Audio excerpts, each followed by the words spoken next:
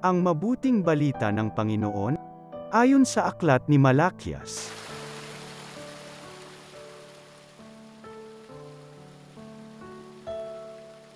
Mga kapatid, naging magiliw kami sa inyo tulad ng isang mapagkalingang ina sa kanyang mga anak.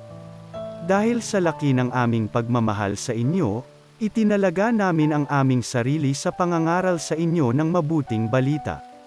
Hindi lamang iyan, pati na aming buhay ay ihahandog namin kung kakailanganin.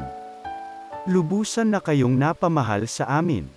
Tiyak na natatandaan pa ninyo, mga kapatid, kung paano kami gumawa at nagpagal araw-gabi para hindi kami maging pasanin ni Newman samantalang ipinahahayag namin sa inyo ang mabuting balita.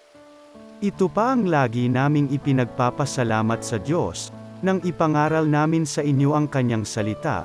Tinanggap ninyo ito bilang tunay na salita ng Diyos, at hindi ng tao. Ano pat ang bisa nito'y nakikita sa buhay ninyong mga sumasampalataya. Ang mabuting balita ng Panginoon.